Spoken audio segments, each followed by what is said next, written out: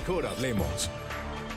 ¿Qué tal? Muy buenas noches, bienvenidos. Les saluda de nuevo Claudia Palacios. Estamos ya en Mejor Hablemos hoy para conversar con Patricia Linares, que es la magistrada presidenta de la Justicia Especial para la Paz. A propósito, bueno, del aniversario que acaba de cumplir en funciones este mecanismo de justicia transicional, pero también de los hechos de los últimos días. Magistrada, bienvenida, buenas noches. Muchas gracias, Claudia.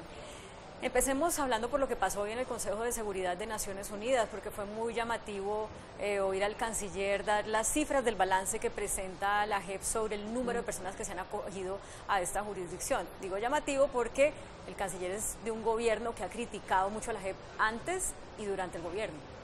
Bueno, Claudia, para ilustrar un poco a su audiencia, la misión de verificación de las Naciones Unidas que se pactó en el acuerdo final y que es el mecanismo a través del cual la comunidad internacional hace el monitoreo de cómo va el proceso de implementación, presentó hoy en Nueva York ante Naciones Unidas, ante el Consejo de Seguridad, el informe al que usted alude. Ya ha presentado varios. En ese informe ellos dan cuenta de los avances, de los problemas, de las dificultades por las que pueda estar atravesando no solo la jurisdicción, sino en general el sistema y el proceso mismo de reincorporación. Lo primero, decirle que el balance por parte de la propia misión de verificación y de los países que hacen parte del Consejo de Seguridad, muy positivo, muy alentador para nosotros como jurisdicción. De ahí destacaría dos cosas.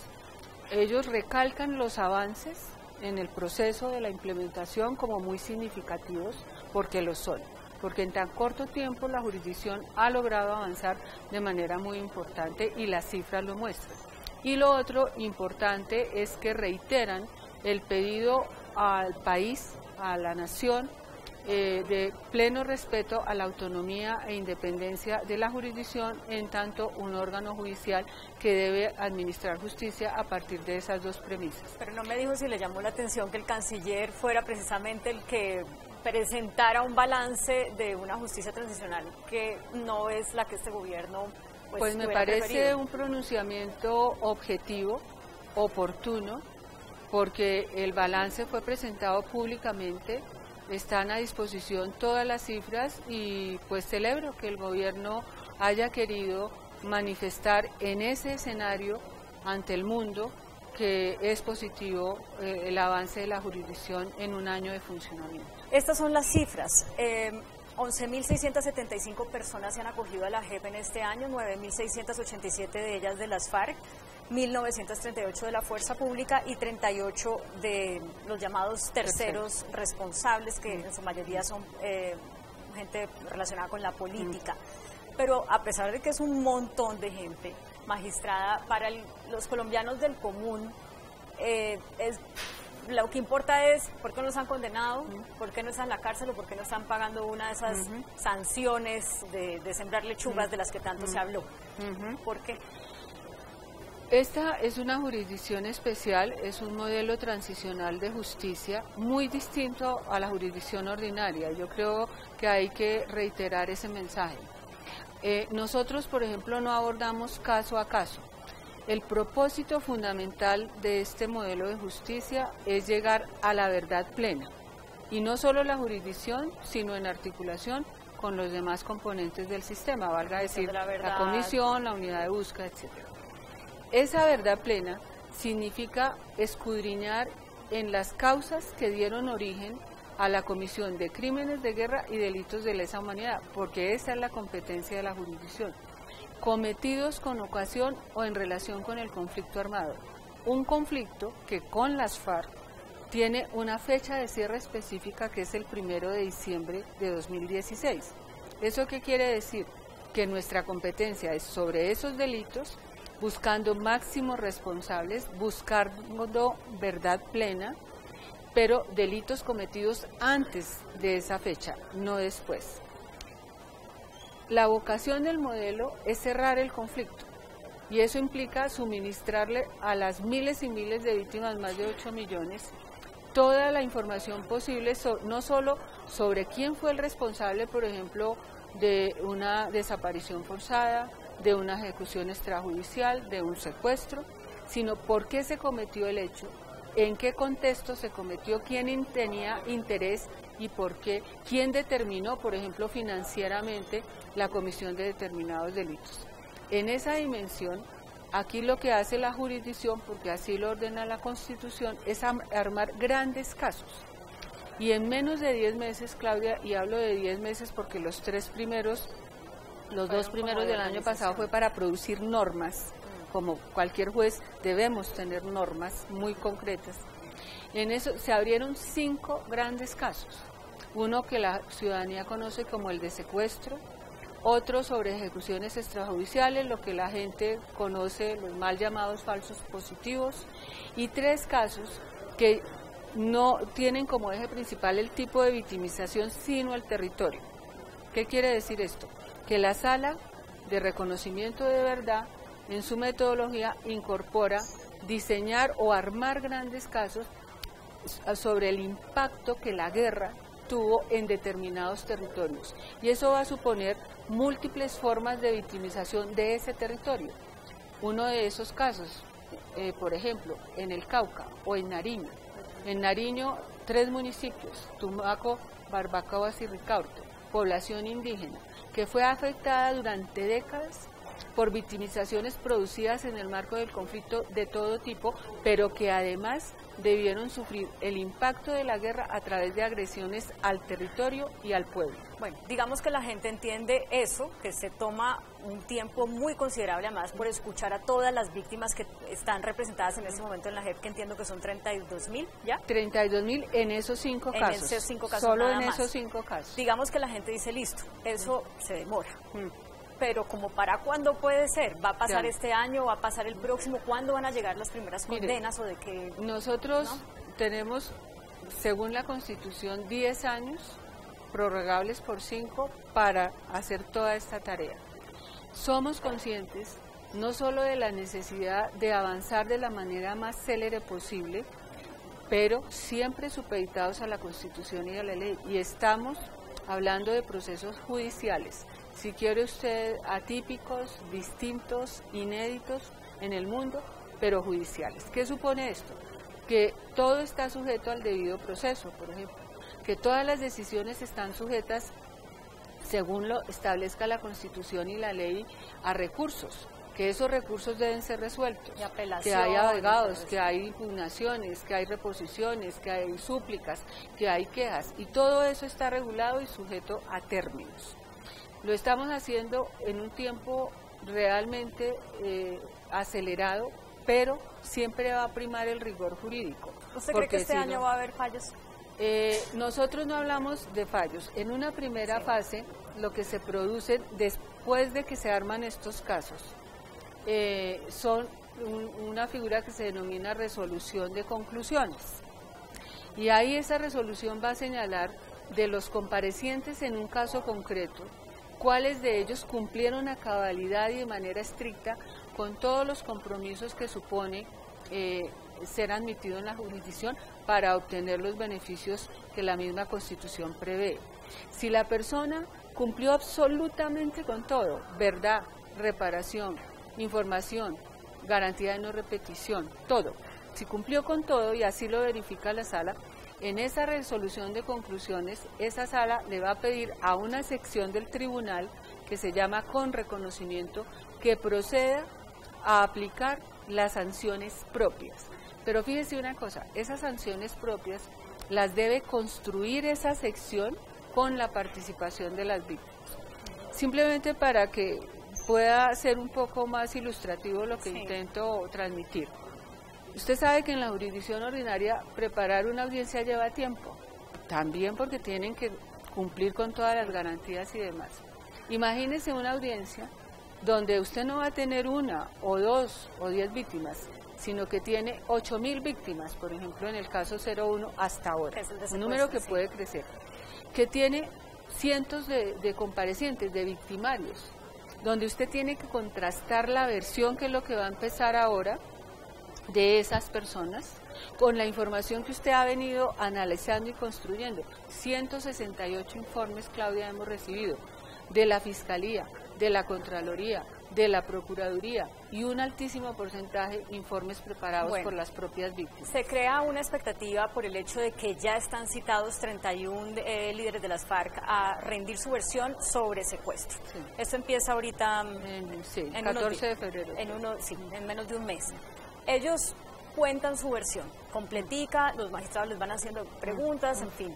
Y ahí decidirán si contaron absolutamente toda la verdad, si contribuyeron a la reparación, no repetición, etcétera. Pero antes, perdóneme Claudia, la sala recibe esa versión, ya está preparada, que es lo que ha venido haciendo, y luego traslada a las víctimas, porque ahí las víctimas tienen el derecho de acceder a esa información para ellas aportar y contrastar. Bueno, entonces digamos que se determina después de eso que ellos cumplieron con lo que dice el acuerdo, que es contar la verdad bajo las condiciones que eso implica. No importa cuántos secuestros hayan sido, de qué tan cruel haya podido ser el secuestro, si cumplen con los requisitos de haber contado la verdad, etcétera, etcétera, ellos van a recibir unas penas en las que participan las víctimas, pero que no son penas de privación de la libertad. No necesariamente, y son las denominadas sanciones propias. No necesariamente implicarían restricción de la libertad, pero sí compromisos muy serios, muy rigurosos, con monitoreo permanente. Pero ahí, a mí lo que me llama la atención es que las víctimas, o sea, puede ser diferente para cada victimario según las víctimas que participen en la imposición de la pena. Puede ser que este grupo de víctimas diga, para mí es suficiente si planta un bosque, y puede ser que el otro diga, no, para mí es suficiente si... la decisión al final es responsabilidad del juez. El compromiso del juez es verificar, contrastar, tener la capacidad, que desafortunadamente no se tuvo en Justicia y Paz, de controvertir al victimario y decirle, usted no me está diciendo aquí toda la verdad y yo tengo la evidencia y la prueba. De oír a las víctimas, hacer ese ejercicio de contrastación y tomar una decisión pretendiendo siempre verdad plena, satisfacción de los derechos de las víctimas. Va a ser muy difícil, Claudia, cuando estamos hablando de el volumen y la dimensión del dolor causado, va a ser muy difícil que todas las víctimas se sientan satisfechas, como no todas las víctimas tendrán una reparación directa. Ese es otro reto inmenso, y es que todas las víctimas de este país de alguna manera se sientan identificadas, pero como operamos a través de criterios de selección y priorización, el modelo no está diseñado para llegar a suplir caso por caso, porque sería absolutamente imposible. Sí. Bueno, sobre eso hay mucho que decir, pero quiero que pasemos a otros temas porque se nos va yendo el tiempo. Usted dijo que tal vez a mediados, finales de febrero, ya habrá decisiones acerca del caso de extradición, de la solicitud de extradición del señor Santrich y del caso del Paisa, y entiendo también que de Iván Márquez. Antes de eso quiero saber, ¿la JEP ya recibió de Estados Unidos el material probatorio que necesita para poder definir si el presunto delito fue cometido antes o después de la firma del acuerdo? Claudia, yo tengo siempre que reiterar lo siguiente, y lo hago con todo respeto hacia usted y hacia la audiencia, y es, yo no me puedo pronunciar sobre casos específicos. Como juez no puedo hacerlo. Sin embargo, entendemos que hay ansiedad, que ha sido un proceso, como suele ser un proceso judicial, sobre el cual hay expectativa. ¿Qué le puedo decir? Porque es información pública, porque está consignada en los autos que ha producido la sección que tiene competencia para estudiar las garantías de no extradición. Y ahí tal vez usted me da una oportunidad interesante para expresar lo siguiente. La JEP no tiene ninguna competencia para incorporarse o interferir o participar en la decisión de extradición o no de nadie. Este proceso sigue funcionando como ha venido funcionando en el país. Lo que pasa es que en el marco del acuerdo final se estableció una garantía de no extradición. Fíjense que es lo contrario, sí, exacto. ¿Sí? Que señala que estas personas que firmaron ese acuerdo, en principio, no serían extraditadas, salvo que cometan delitos después del 1 de diciembre de 2016. Entonces quedó consignado en el acuerdo y en la Constitución, y lo avaló la Corte Constitucional, que quién sería el encargado de determinar si la conducta por la cual un gobierno extranjero o un Estado diferente al Colombia requiere en extradición a alguien. ¿A quién se le dio esa capacidad de establecer la fecha a partir de la conducta, de la presunta conducta? A la sección de revisión de la Jurisdicción Especial para la Paz. En un ámbito judicial, ¿por qué señalo esto?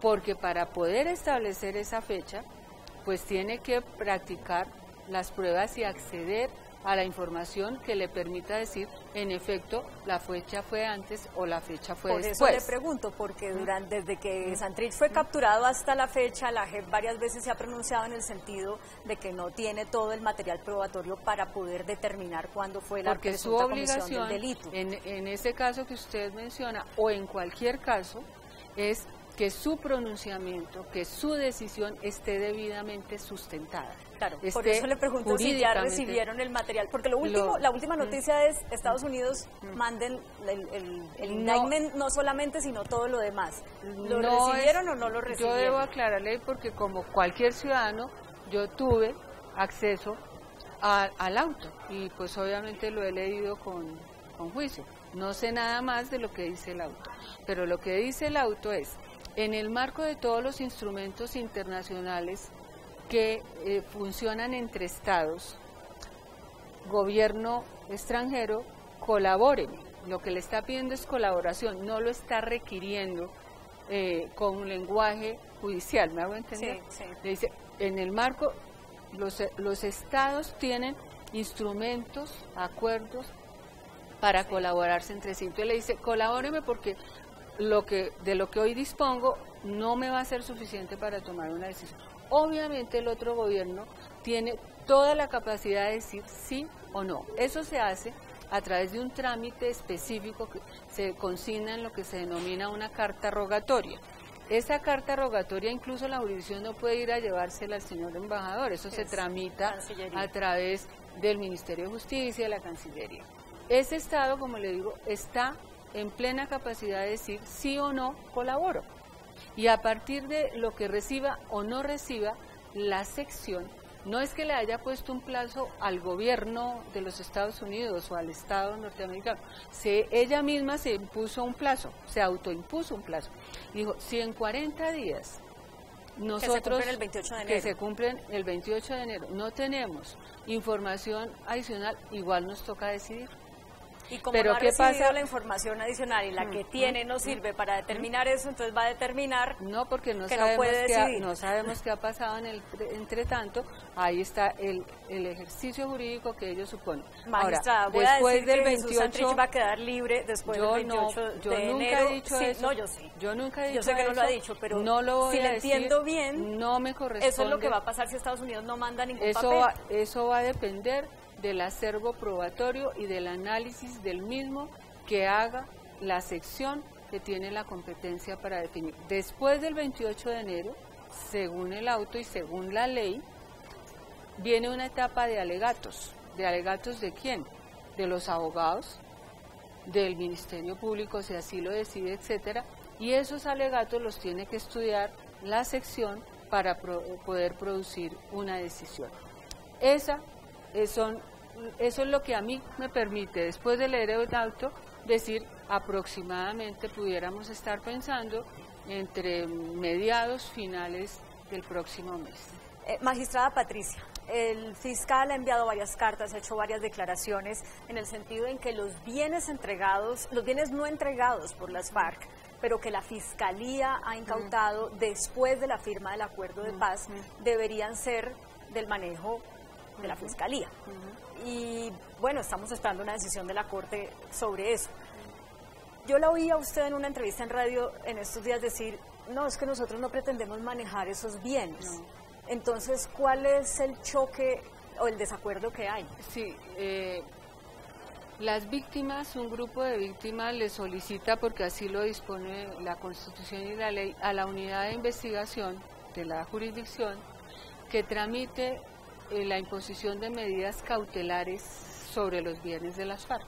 ¿Qué quiere decir eso? Proteja los bienes, impulse las actuaciones que en la jurisdicción corresponda para que esos bienes quedan protegidos. ¿Cómo se protegen los bienes? Imponiendo sobre los mismos medidas cautelares, que es una función que tiene la jurisdicción. Secciones específicas pueden hacerlo a partir del pedido de la unidad. Y eso es lo que el fiscal no quiere que la JEP pueda hacer. Entonces, la sección correspondiente procede a lo que corresponde para impartir esas medidas cautelares con el ánimo de estudiar si son procedentes para proteger esos bienes. ¿Por qué las víctimas piden que se protejan? Porque esos bienes, que son bienes obviamente materiales, van a ser la fuente a partir de la cual en un futuro, ojalá no lejano, se pueda responder en debida forma a la reparación de las víctimas en esa dimensión. Perdón, me la interrumpo porque como el tiempo ya que me queda muy poquito.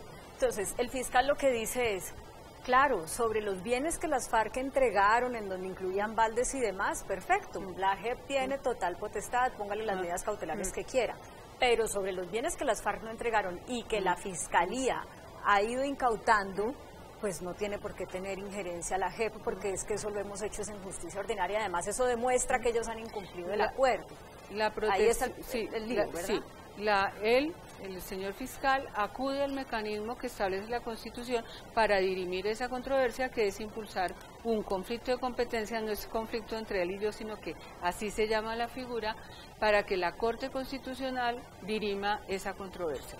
La protección de los bienes es una responsabilidad del Estado colombiano y no hay ningún tipo de injerencia, en opinión de la sección que le comento, en el trabajo que viene realizando el señor fiscal sobre esos bienes, cuando lo que se está proponiendo, lo que se está impulsando es que todos los bienes de las FARC, declarados o no, sean debidamente protegidos en pro de los derechos de las víctimas. Ahí la sección que produjo estas decisiones incluso considera que ni siquiera hay conflicto de competencias, pero eso ya lo tendrá que determinar. Claro, pero es que el punto está en que si es a través de la Fiscalía se los pasa a la Sociedad de Activos Especiales, la Sociedad de Activos Especiales los puede subastar, etcétera, etcétera. Pero si la JEP dice, pongamos una medida cautelar sobre esos bienes porque van a servir para reparar a las víctimas, entonces ya la Sociedad de Activos Especiales no podría pues hacer todo esto hasta que la JEP tome una decisión sobre la sanción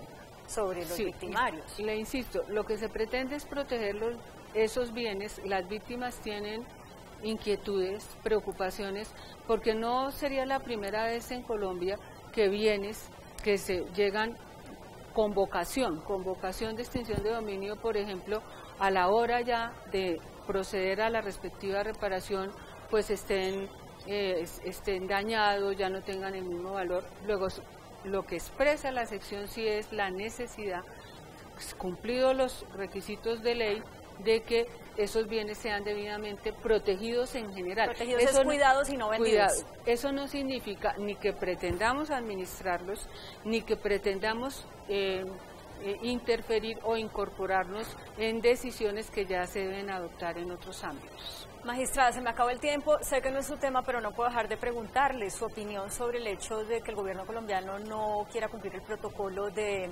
rompimiento con el ELN, dado pues que es un proceso que se enmarca dentro de toda la búsqueda de la paz de donde surgió la JEP que usted preside.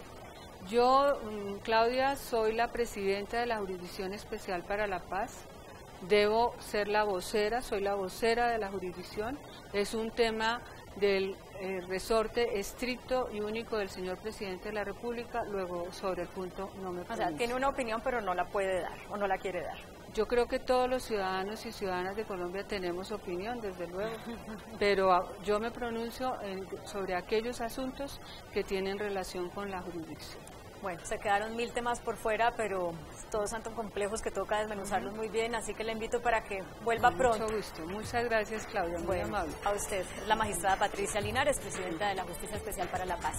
Que tengan feliz descanso, los dejamos como siempre con el adelanto de las caricaturas que serán publicadas mañana en El Tiempo Impreso y en eltiempo.com. Buenas noches.